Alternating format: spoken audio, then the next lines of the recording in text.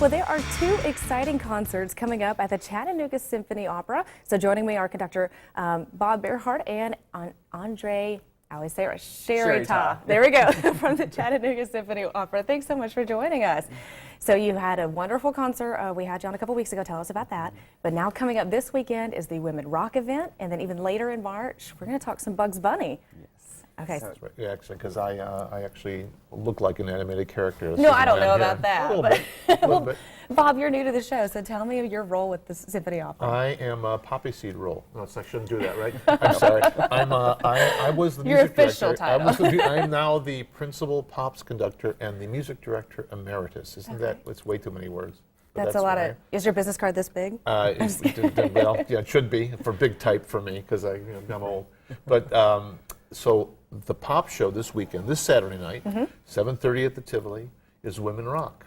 And there are 3 singers that were chosen by audition in New York. Oh, wow. They had 80 incredible singers show up for the audition, and they chose 3 of them. And it's basically a straight-out rock and roll concert with the orchestra backing, the symphony's backing it up. Music of Tina Turner, Aretha Franklin, Janis Joplin, Pat Benatar, Carole King, Joan Jett. It's the legends. The legends.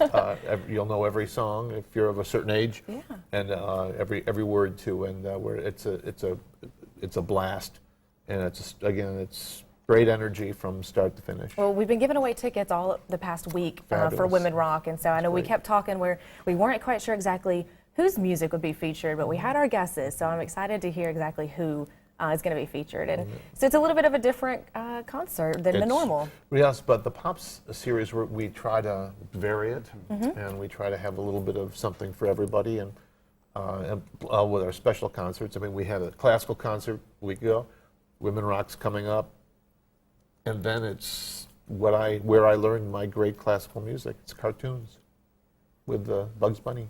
I know. So tell me a little bit more about Bugs Bunny. So Bugs Bunny at the Symphony II is, again, featuring iconic Looney Tunes characters. They'll be projected on a big screen behind the symphony, and basically they'll be performing the classical music that backed the cartoons. So What's Opera Doc, Rhapsody Rabbit, The Rabbit of Seville, really all of your iconic Bugs Bunny tracks that you know and love. Long-haired hair, probably. Yes, too. yes. That's one of my favorite ones. Right. But the thing about, if I may, Andre,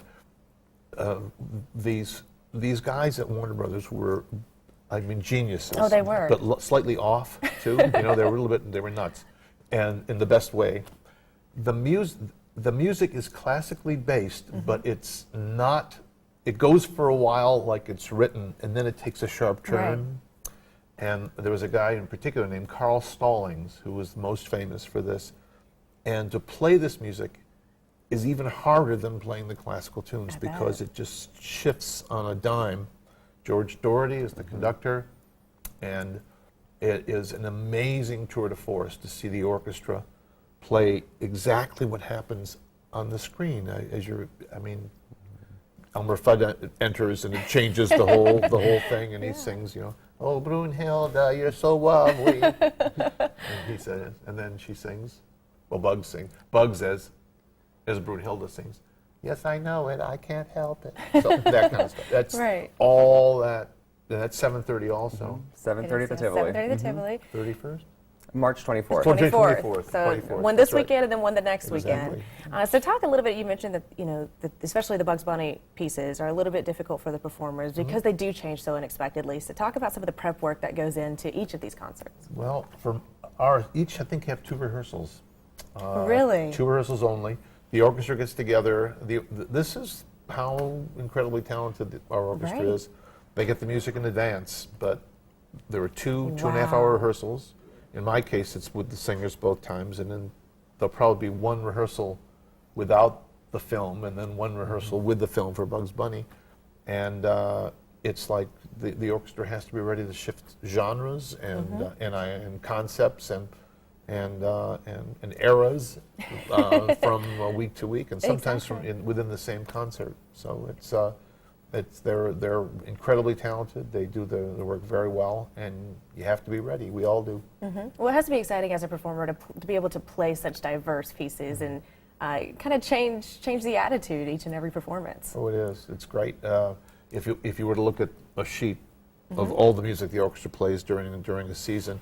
I mean, it's pages and pages, and it starts with Bach and it ends with Beatles. I mean, it's everything and everything in between. And we kind of touched last time when you were here, Andre, on you just released the 2018-2019 season. So again, give us a quick preview of what else we're going to see the rest of the year. Well, next season is our Karin, is our opera, so that's going to be a really big thing for us. We've also got the music of Star Wars. We've got the Jerry Herman tribute concert. We've got the music of Motown. So really a fantastic pop season. And I got a special next year that I'm really thrilled about. I've done it in one other city and haven't done it here yet. It's the music from Harry Potter. Oh, okay. It's music from all 8 films. Wow. And it's John Williams, and it's Patrick Doyle, and Nicholas Hooper, and Alexandra. It's either Desplat or Desplat.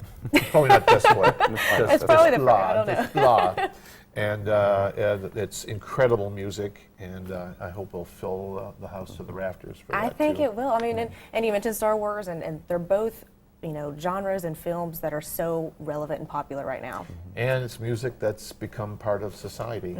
It's amazing how that's happened, and my hero, John Williams, is largely responsible for that with his ability. All the music he wrote, everything we know from John Williams, Star Wars, Home Alone, Indiana Jones, and Harry Potter, was written under deadline. In he had 2 months to see the film, the rough cut, write the music, have it and record it, and have it ready for the. That's for the a film. very quick turnaround. That's amazing, and to write music that's great. it's the soundtrack of our time, actually. Exactly. He's done it. Okay, so Women Rock this weekend, and Bugs Bunny 2 next weekend. Tickets are available where? Yeah, so you can go online, ChattanoogaSymphony.org. We've got live seat maps, so you can pick your seats out there. You can also call our box office as well and speak to one of us, and we can help you pick seats as well. All right, perfect. Gentlemen, thanks so much for joining us Pleasure. and giving us a preview of the next 2 performances. Thank you. We'll see y'all again soon, and we'll be right back on Let's Chat.